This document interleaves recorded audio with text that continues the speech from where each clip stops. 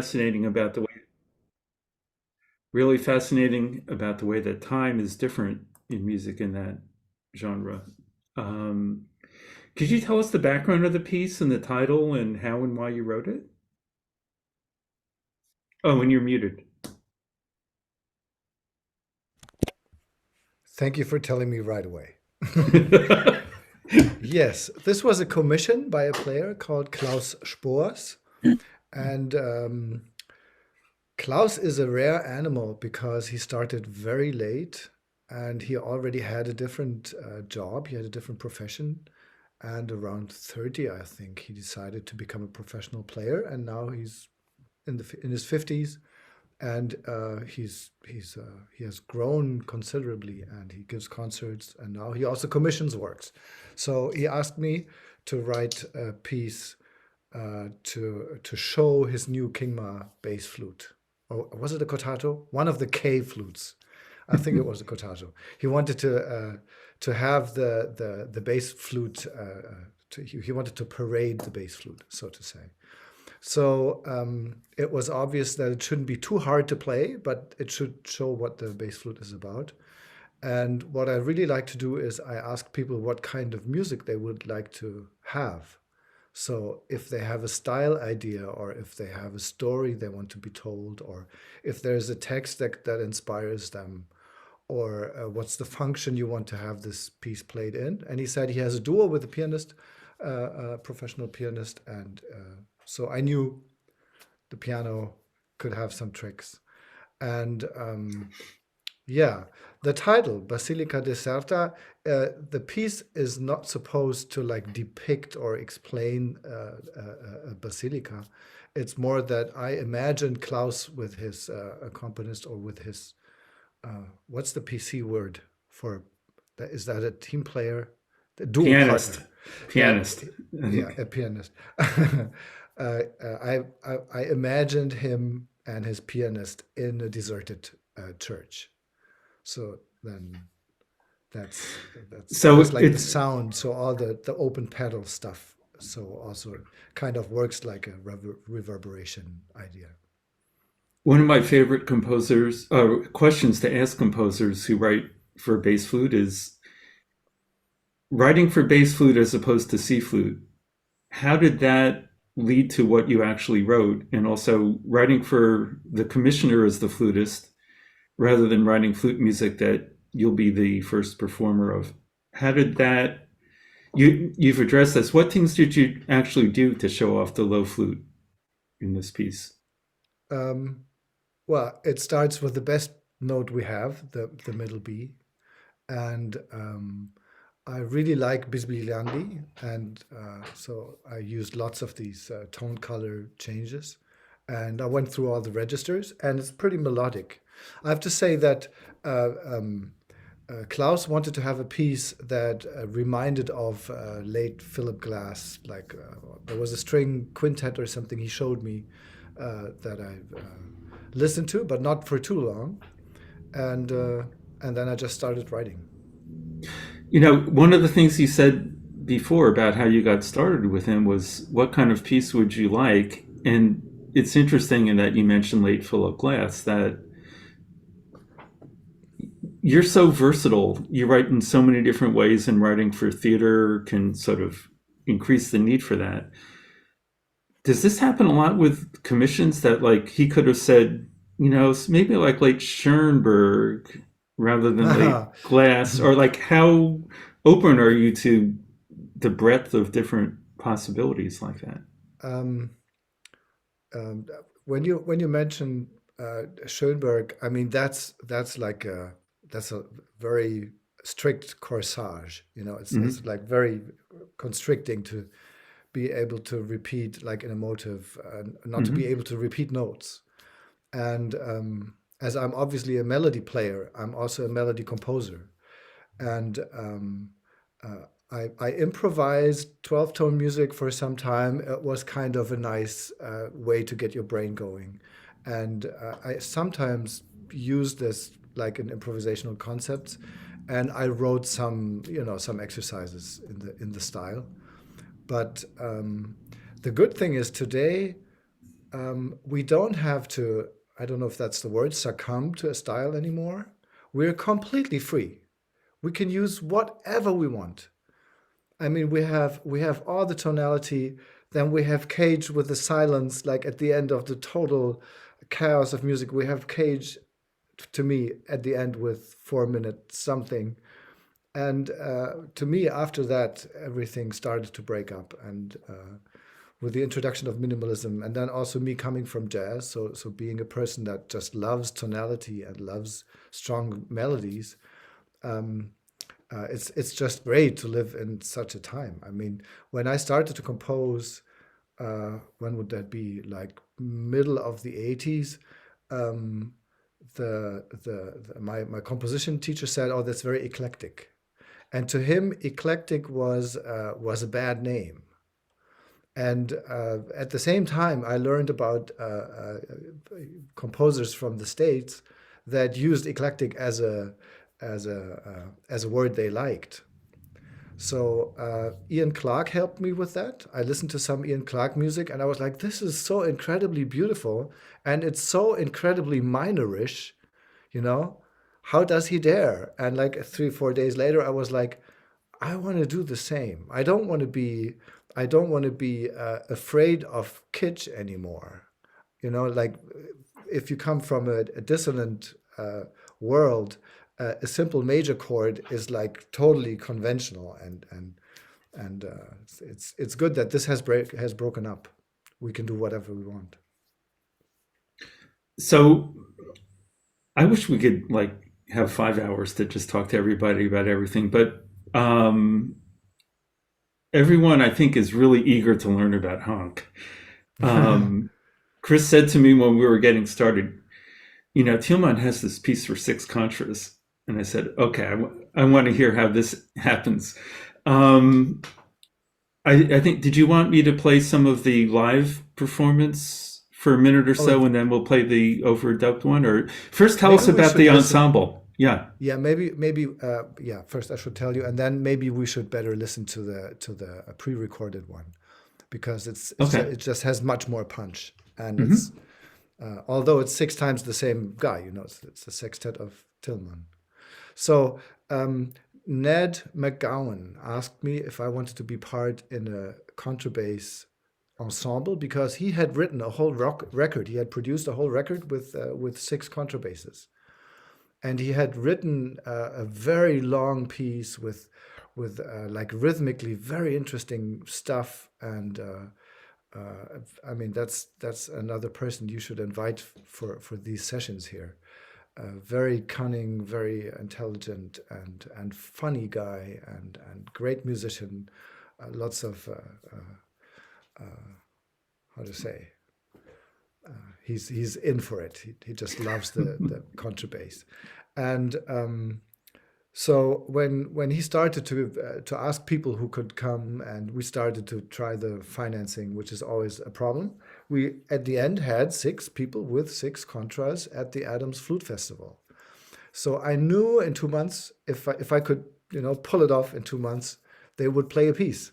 And then in the same time, we were looking for a title for the band, and uh, I mean, Gareth McLernan came up with the idea to call it Hank. And then somebody said, but we should have the Spanish exclamation mark, and we should have the tilde, and we should have the Scandinavian slash, so we're as European as we can be with the name, like a Haagen-Dazs thing. Haagen-Dazs is also it's just an invention. I don't know if you know. It's not a language that this name comes from. So Hank, the name was there, and while I composed it, it was for Hank, and in the end, I asked the band if I could call the piece Hank. So hopefully we can do it again. Corona stopped us, and like at this festival, we have a festival in about a month.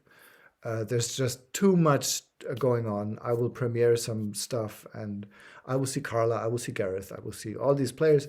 But we will do Hank, and we will do the other stuff at another time in about like 1 or 2 years. You And asked me to, maybe we yeah, should say, you, oh, sorry. You asked me to make may, sure that we don't skip over postcards. Is that for the Freiburg Festival? That, yes, Also, I'm not tonal all the time. This I can write atonal. This is one of the postcards. This is postcard number 6 that now goes to Lars Asbjørnsen. Um, and I composed 14 postcards for Vali Hase because we had Corona and we couldn't work together, but we wanted to. And I wrote her these postcards. So now we have a very, very sweet edition where you can actually take the postcards and then cut them. And if you don't like it, send it to somebody. Or if you like it, send it to somebody. And we will play this with 14 players with Ian On Clark any being size, part of the band. any size instrument? Because I'm Yes, I I'm opened this supposed to up. only ask you bass questions or low flute questions today. Um, Yes, yeah. So before we listen to now Hank, right? Because of yes. the slash through the O. How did you get started on that? I mean, that piece is more multi-textural than, let's say, Basilica, which is, Oh, yes, a lot. Yeah. yeah. Was it maybe an experiment in different textures, or were you thinking you'd overdub yourself later? Because I'll tell you, one other question I'm preaching to the choir here.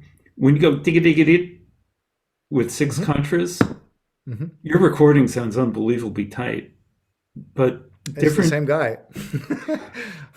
Yeah, so when you play it live or when other people play it, I'm assuming that different contras, different head joints, different people's mouths, the notes speak, rapid tonguing speaks at different rates maybe, and it's hard to do an ensemble. Well, it's written in a way that all the 16th notes Mhm. come by fast movements. So if you have bop bop bop bop bop bop bop bop, that's not very fast. We can do that, but hoodie hoodie hoodie hoodie hoodie hoodie hoodie hot dot dot dot hot dot dot dot. There's actually dooey dooey dooey. There's like every second note there's a is an articulation. Mm. So I wouldn't say I tried to write it like in the pocket of the instrument. I wanted to write it in a way that it brings out the best that we have on the contrabass. So low C. First note is a low C, and there's lots of octaves, and it's just rhythm, and 6 people unisono playing this thing. So I'm just noting it in the side chat. Chris asked about how to get the music for Basilica Deserta. It's published by Universal Edition, so it's in Yes, anywhere in the States or in the world that you buy from major publishers. They'll have UE. yes, And is Honk only available from you at this point? yes. Or At this point, it is. I mean, it's it's you can't sell this. I mean, yes. if you guys and girls play this at the Low Flute Festival with me next time, I bring the charts for free. I mean, come on, for sure. I So already that got it. You sent it to me, and I am Yes, planning on exactly. doing it at the festival. Yes, please got it. let's do that. The one Please next let's do that. month in Pennsylvania? No, the No, no, Low no, Flute no, Festival in no, Oh, April. you no. mean in April? In April. In Okay. April. Yes. All right. So let me jump over and share the I screen to have the a video. Oh, go ahead. Go ahead. I have a proposition. I have an idea. Why don't I share the screen and you can read the music with me? Oh, yeah, yeah. Is that an idea? Go So ahead. I Yeah. think you would have to. Chris Let's just see if has that to, works. yeah, it's working. Okay, so this is the moment I need the part. Here it is. Where's my Hank? Hanyok. So can you see this? Yes. Okay, I have lots of people's faces now still in front of the stuff, but Well, we see the score. okay, you see the score. Then let's go, and I will try to keep up. Now, are you playing the audio or I'm playing the audio? No, please play the audio. Okay, because I hope that doesn't supersede your video. I mean, your I sheet see. music. Well, let's try it, and if it doesn't Mhm. work, I'll just stop the screen sharing. Mhm. Oh, it says I can't screen share while the other participant is. But can you play audio? I don't think that the audio that I would be getting off of the website I think that would have to share. Unless you can play, can you play audio from the same screen that you're sharing from your computer? I think so, but I don't know if I have this here. Honestly, I'm not prepared for that. Okay, well then, Let me just share yeah. just for a second. Hank, with everything. So, can you hear this? Did you hear that? No. Can you hear it now? Okay, so then please, I will stop the screen sharing and please let's just listen to it. Okay. Go ahead and just play it. We saw what it looks like.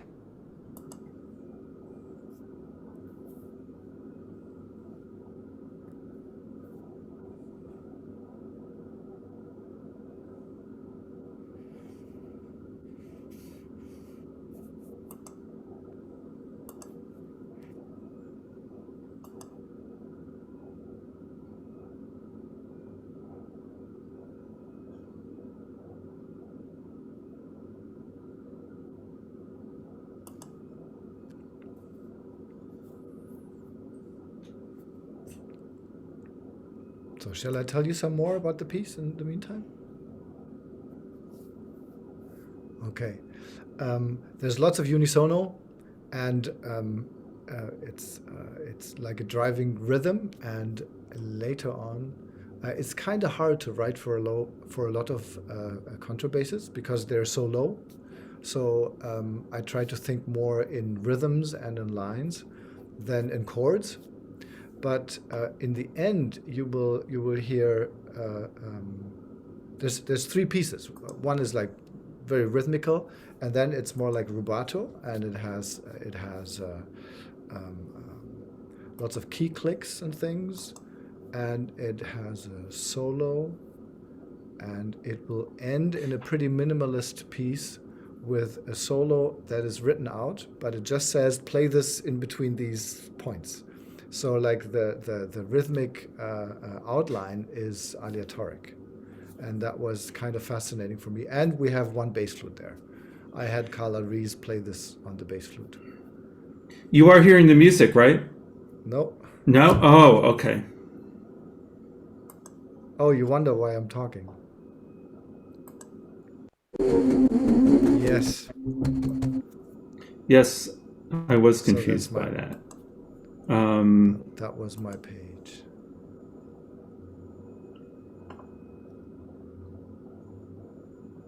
Let me just try that again because it worked before we started the show. Yes, but this is the moment, and you just had it from my page. Yeah, yeah. Maybe you want to go back to my page? Mm-hmm.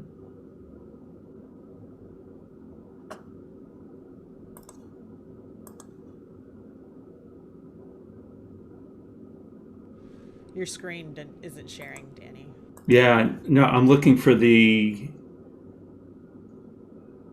website again.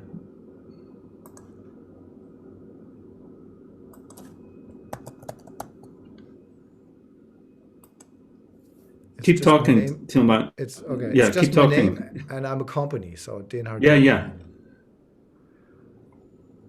Okay, so now I have it on my screen. I'm gonna go back to the meeting, do share screen, share sound.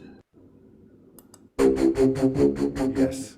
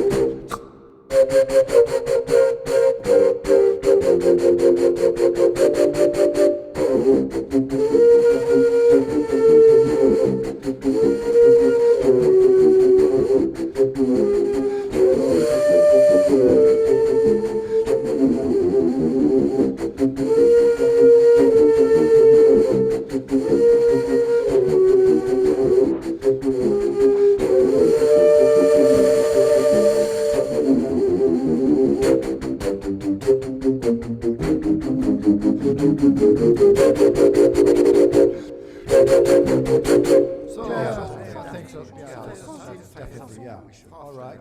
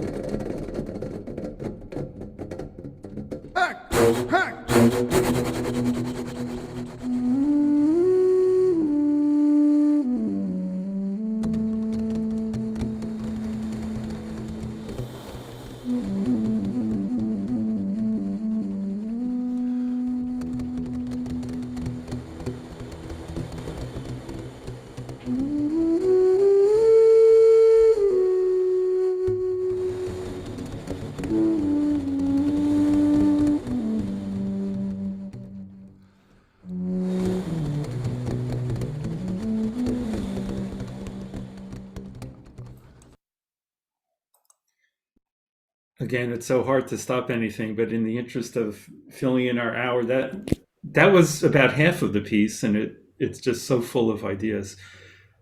Um, Before we switch over to Nicole, are there questions for Tilmann? And we'll do more Q&A in general after too. Okay, people, you can sort of unmute yourselves or raise your hand or whatever. Okay, let me. I think everyone's in shock. Everyone's.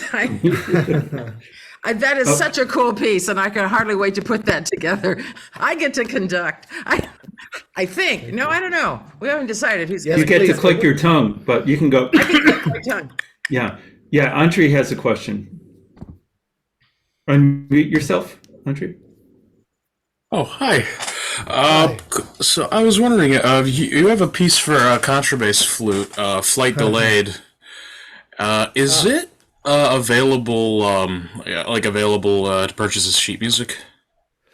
Flight Delayed is a piece for contrabass, flute, and electronics, and I haven't written it down, so I would have to transcribe it, and that would, let's discuss. It will take lifetime, so my kids have to eat. But if you want me to transcribe it, that would be possible. We should talk about how you would do the looping. Yeah. Oh, thank you. I have the equipment back here, and I will play a solo concert tomorrow. So usually I play like my solo stuff, and then later on I will also do looping. So I'm not like entirely solo. I can lay some foundations and stuff. And Flight Delayed is kind of a very energetic piece. Yeah. Okay, cool. Tilmann is going to be one of our featured guest artists at the Low Flutes Festival in April. We're still working on the financing, but I'm sure it's going to work out. Right, Tilmann? Yes, it's gonna looking work good. out. Keeping thumbs crossed, but it's moving forward. It's Very moving forward. We sort of inch along, getting some money Yes. to help him come over here. So, all right, we got to move on to Nicole. Go, Dan. Well, yeah, I'll introduce Nicole, who, as they say, needs no introduction. But I just find it so fascinating about the zigzag that has led you to where you are now with background in graphics and performing, and then gradually everything evolving to the point where you're almost only composing. Are you still playing some? Oh yeah, I'm playing some, but writing has gotten me through the past couple years, obviously, more. So that's been a happy accident or side effect of everything, not being able to play and being able to focus mainly on composing and teaching a couple of kids, here and Hmm. there. But yeah, I mean, that was the original plan. I mean, I went to school for digital media and music composition, so I got two separate degrees, but graphic design was supposed to feed me while I had my music addiction. And then, and then, about, I guess about 14 years ago now, I was able to quit my day job and do it full time, which was earlier than I thought. I thought, if I didn't do animation, which I got burned out of doing, I did animation with some music composition early in my career.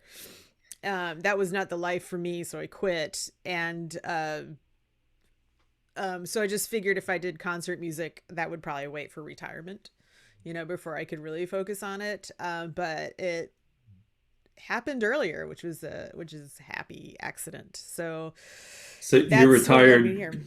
here. You retired very young, I guess. in a So I was way. like That's 30, 32, 30, yeah. 31, 32 when Brian and I had my husband Brian and I had that conversation in a parking lot. He's like, just quit your job. So I quit. I had his full support in that. 'Cause, he's a composer as well. So he understood, but he likes the security of a day job. So he's doing that, but still writes. But we had that conversation where if I was willing, he was willing. So I took that plunge. Yeah. And so I see we'll get into this in the second half of our segment. I want to look at your website because it's just so wonderful in so many ways that most composers don't do. But first let's talk about more nonsense.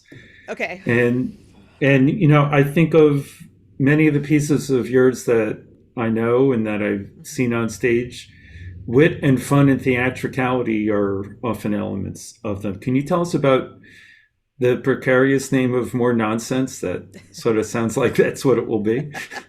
Yeah, I mean, it's from Edward Lear's Book of Nonsense, which are just short couple of lines of poetry that are just so bizarre. They don't really have any meaning. It's almost like Dadaism.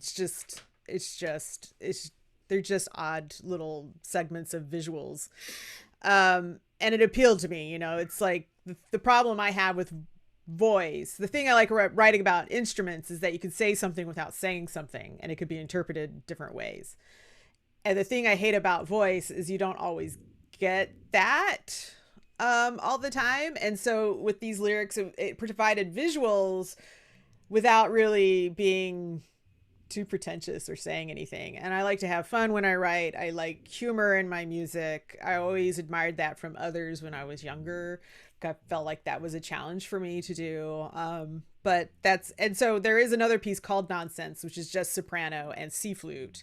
And then this was volume 2, More Nonsense, which was requested for low flutes, which we were supposed to premiere in Japan for the International Low Flutes Convention. And we were all excited, like all y'all were, about going. And so we had to settle for Carnegie Hall, which was a nice, Oh, I know, so awful. So we premiered it. The official premiere is at Carnegie Hall, but the flute, I think you have the Flute Center of New York concert, which was the day before. And it includes props where like Hillary, the soprano, had to tear a dress, which I made to look like her dresses on the day that she was wearing, the one for FC. She had two. So one for FCNY and then one for Carnegie Hall. So that's, now do I recall that on your website you can download a you can PDF download of the dress to Yeah, tear? you can. You can. If you don't want to you can make your own. You're welcome to make your own to match your own dress. I mean, ideally, you would want the soprano's dress to be torn because the lyrics, her dress gets torn. But I didn't want to like tear Hillary's dress. And it doesn't make a cool sound like the paper does, when you really do it. And you don't want the wardrobe malfunction. So, we settled for that. And Hillary was really great about like holding it up to her like head and. Yeah, and so before we play some of it, can you answer that same old question about writing for bass Oh yeah. as opposed to writing for C? Are there inherent differences that you had in the writing? Yeah, especially since I already did a volume one basically, and it was the same players as Mary Matthews and Hilary Labonte. So I just with bass, everything is so much more amplified with the extended techniques that I like to do, and you can do more with the key clicks. Like this is on C flute by itself, it's like might as well not bother. But with bass flute, it's a lot more heavy. The beatboxing is more amplified. There's just more there's just more carry on, and especially when you're doing it with a soprano, the range is a lot wider, so you can get out of each other's way a little bit better, and so that was the advantage in this scenario for that. Okay, so I'm going to jump over to the video and again go maybe about halfway through the work, Sure. and we can chat more that way.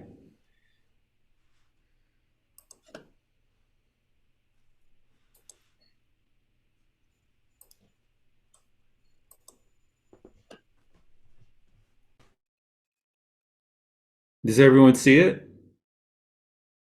No. No. Okay, hang on. I think that's because I didn't hit share once I set it up. I have to practice my skills more for this.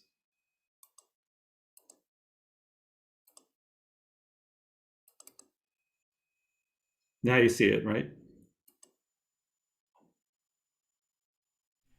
Yep.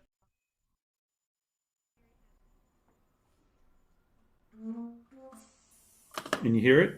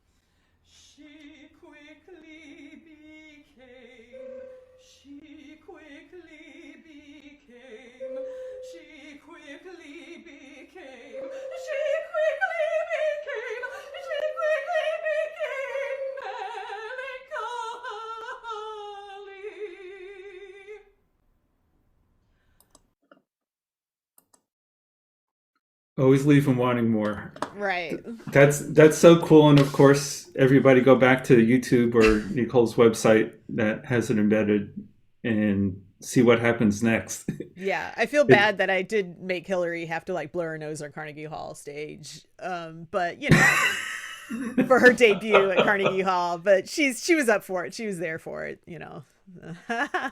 Singers, I think, look forward to the opportunity to blow their nose on the Carnegie Hall stage. Oh. Um, And one go of ahead.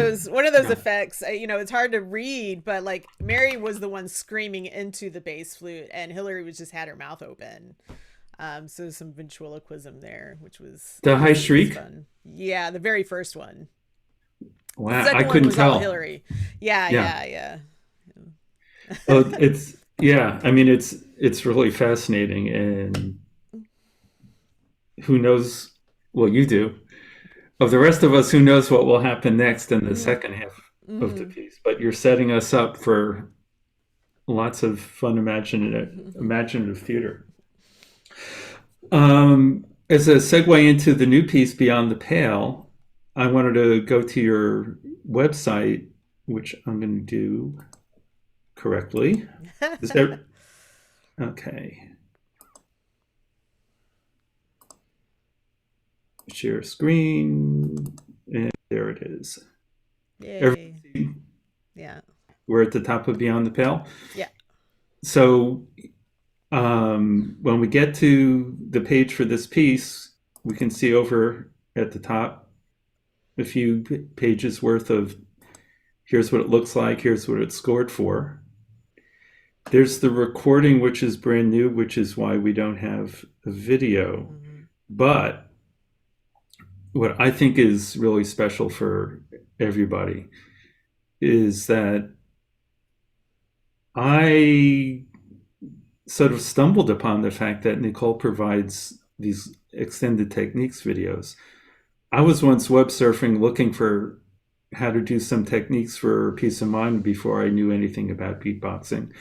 So I typed in some things in YouTube hoping to find it, and it took me to Nicole's website because of these demonstrations, which it's so valuable for each piece and for any player, and of course for the composer to have people notice them in different ways that are very helpful. Nicole, I want to play a little bit of this. Should I just start from the beginning if I play a minute, or Sure. Who knows what I'll say? I don't remember. does everybody hear it? Yeah. Hi, I'm composer and flutist Nicole Chamberlain, and if you are watching this video, then you are playing my composition Beyond the Pale for low flute choir. So let's talk about the extended techniques. Now I'm going to show you on my alto flute because all I have is an alto flute. But I also got a chance to use my friend's contrabass flute when I was trying to formulate some ideas for this piece. So, and I think I got all the extended techniques. So I will demo those as well when I have them. And so you can hear what they sound like on the contrabass flute. So let's get started. So the first one is key click. And so you are going to want to make sure that the flute is on your face because it is not in tune unless it is on your face. So none of this business. It'll be a little better in tune. So you have, in the very first measure, everybody has, whether it's alto flute or bass flute or contrabass flute, it's the same notated note, C, C sharp, D. And so you can do it two ways. The way I prefer to do it is just with the one finger on the left ring finger.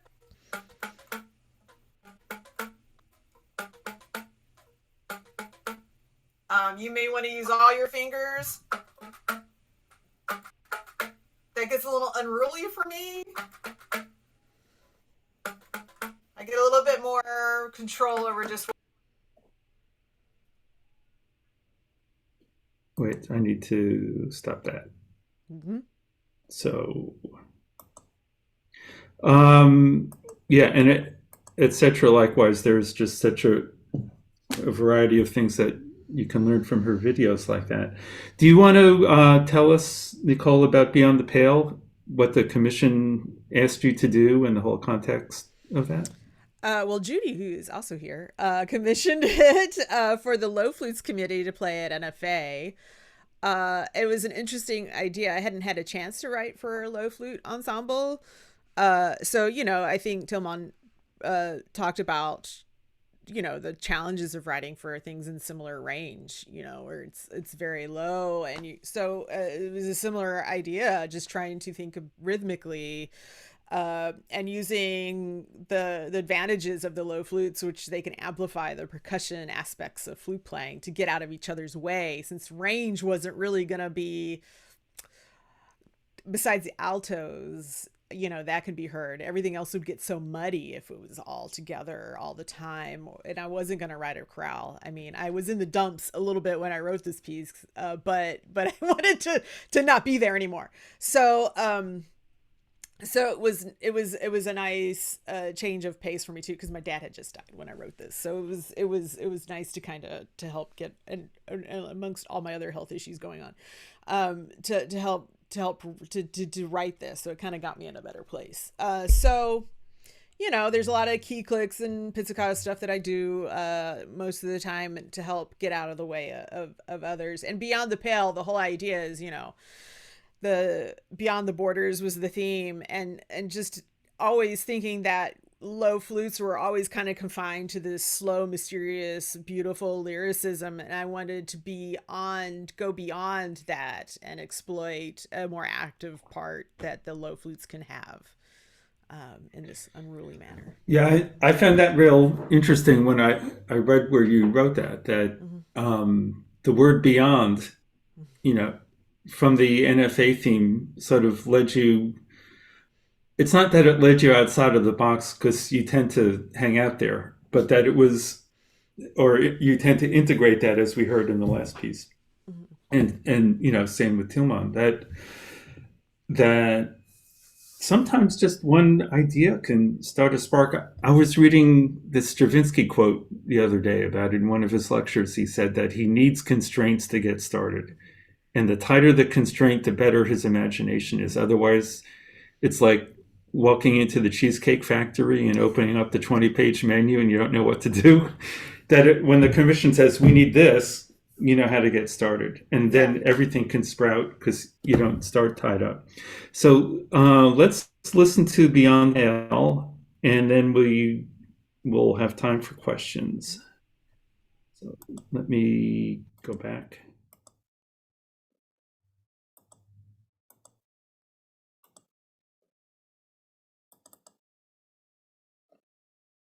Now, if I understand correctly, this is a on-the-spot recording of the premiere, and there will be another recording video later on, right?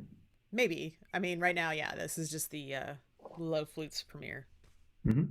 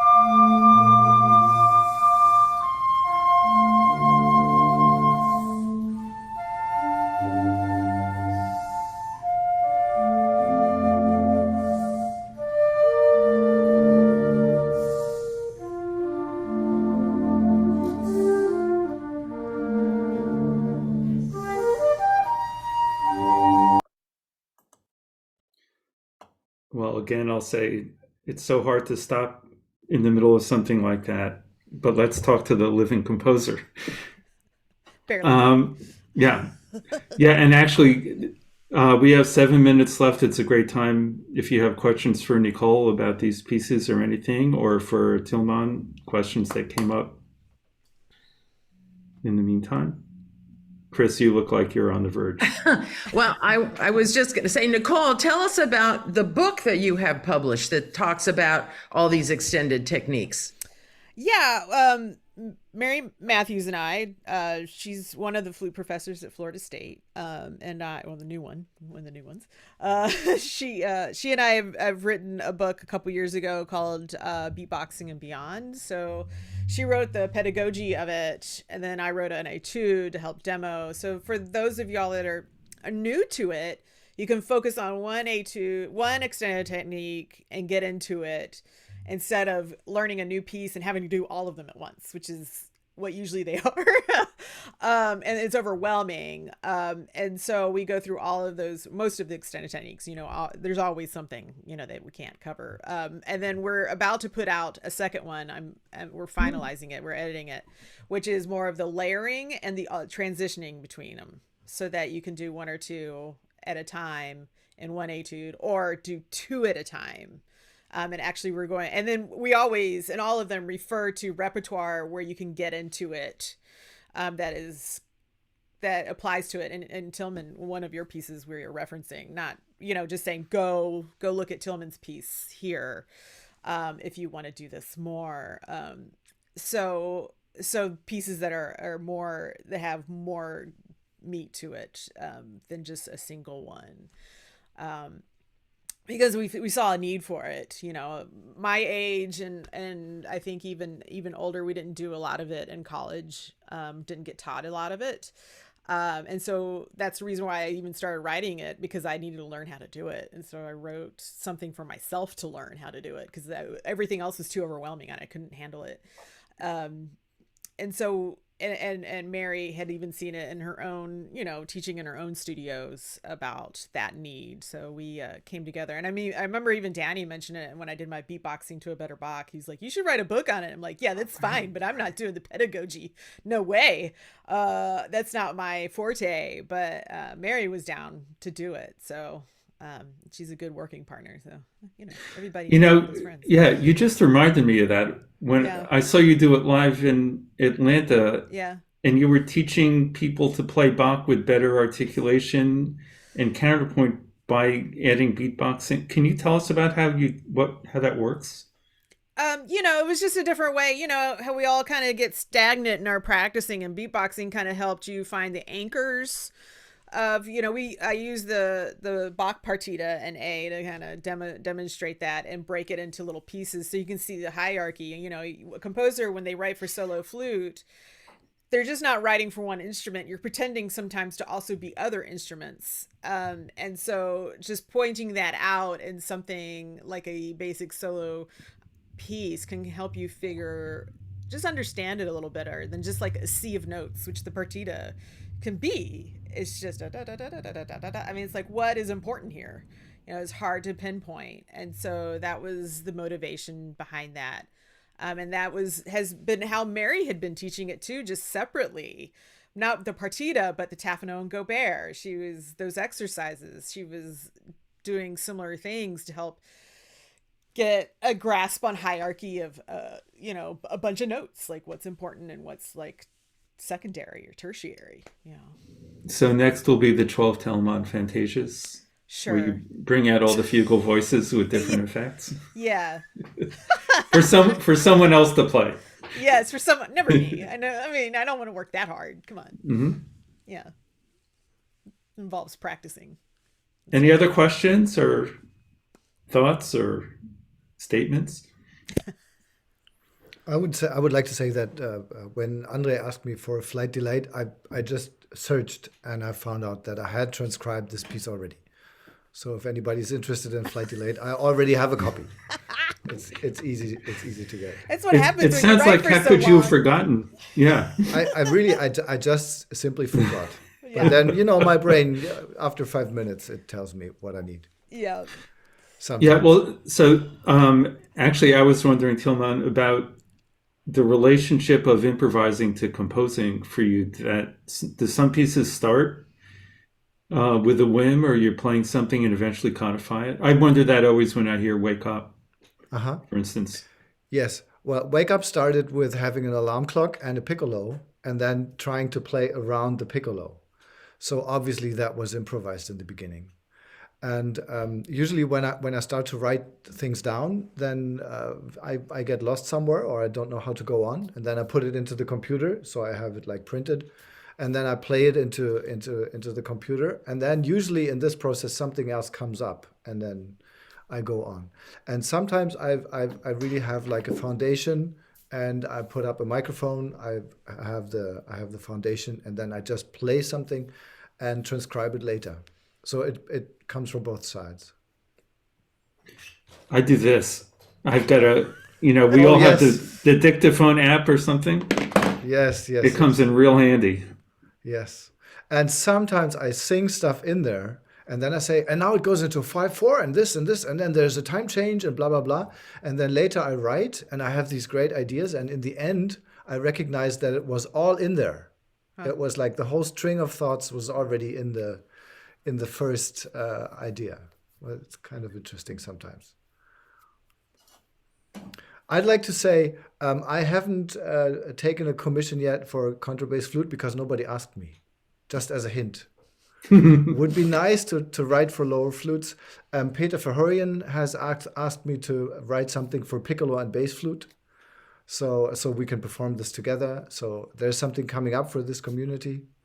But besides that, it would be nice. Would be very nice to do something for contra. Andre has his hand up. Yeah, Andre, go ahead.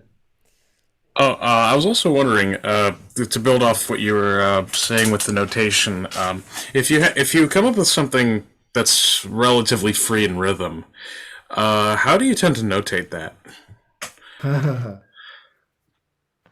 You know, if you want to have a look at this, boom. Oh no, wait. Let me get the other one. That's easier. If you have something like this, can you see that? That's a long note, and then it goes. There's no bar line. There's a bar line at the end of the idea. So this whole thing is one thing. So sometimes you have to find ways to notate the unnotatable, but there's always ways. And sometimes something sounds really easy, and then you have like a septuplet and some strange of accolade and stuff like that. That's before the beat and stuff.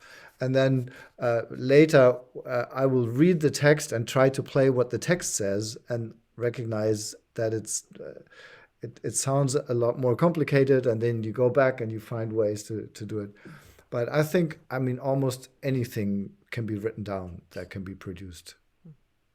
Sometimes, That's why you record it, right? So that you can focus on the creative part and then like worry about the notation later.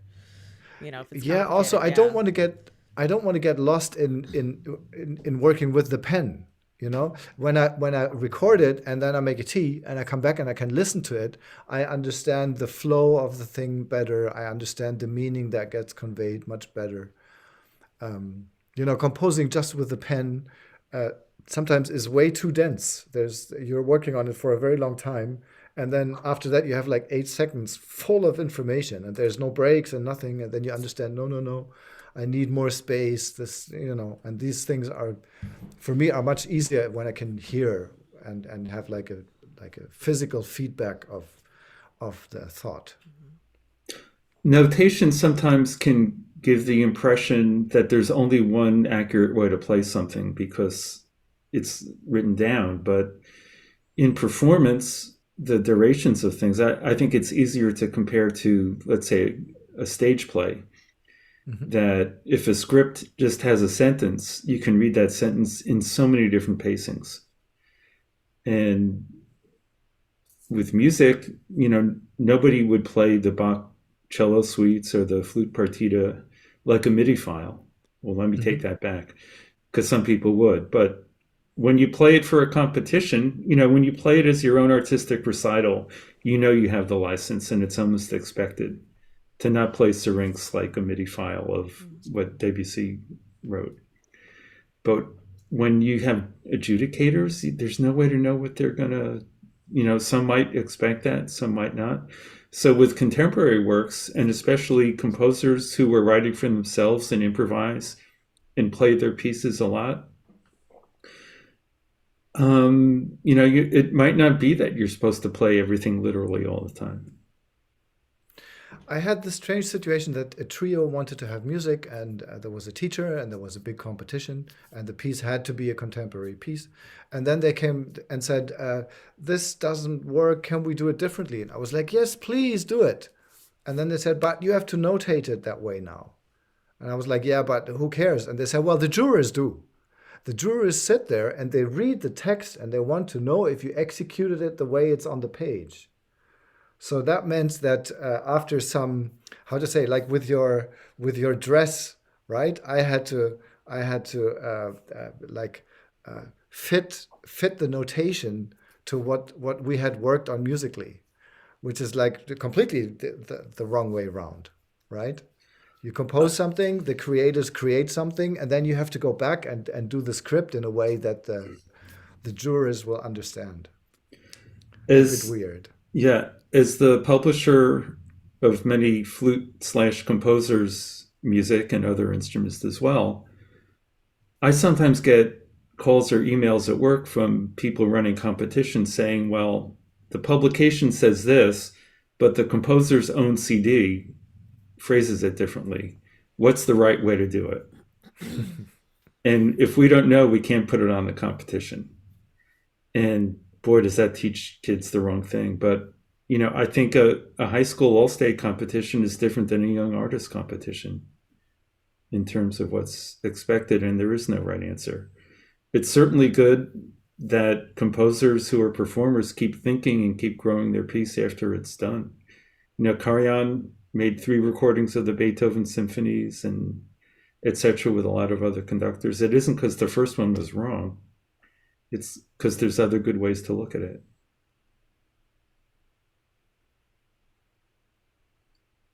Well, I would say if my composition provokes a creative process and provokes something beautiful, that's fine. It doesn't have to be exactly what I wrote down. I mean, sometimes, especially rhythmically, sometimes people just dilute things and it just doesn't get the drive that it should be having, because they just get caught up in like the beauty of the phrase or so, and they lose the rhythm. That's the main thing that I teach. And dynamics. If somebody comes with the piece, before they unpack, I can say, you need more dynamics. I can see 2 Fs, I want you to shout. If I see 3 Fs, I want my ears to ring. So, I don't write this lightly. A piece like Honk, which is so wonderful, but also you need 6 good contra players to perform it live. I'm sure that as word gets out and as the music gets around, there will be performances with 6 bass flutes playing it. That would be fine. Yeah, I had a feeling you might say that. I think the Norwegians, that's also one of the things that just didn't happen with Corona. They wanted to have this for flute choir.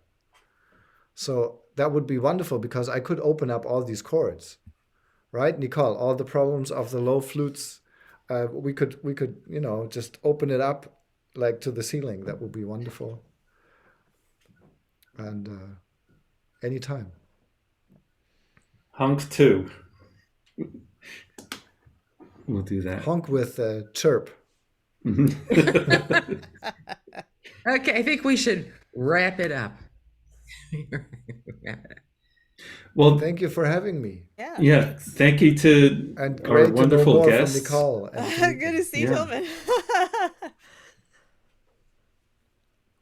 And let's everybody do a plug. We got 3 of the board members for the new organization of the International Low Flute Society, with all kinds of events. The big one is this April, but there will be other video meetings, other Zooms with all the board members in their fields. Right. We have one in October and one in November. that we know exactly what's going to happen in those. And then January, not quite sure. I'm going to interview Allie, but there probably will be more happening there in January. But yes, we've got lots more good information to share. So thank you all for coming, and thank Dan for hosting, and Tilmann and Nicole for being their sparkling selves. I got to hang out with my friends and Yeah, get some it's stuff. good to see y'all. That's right. Okay. All right. Bye-bye. So, Bye-bye, see you all in everybody. April. See y'all. See you in April. Yes, please. Bye bye. Okay.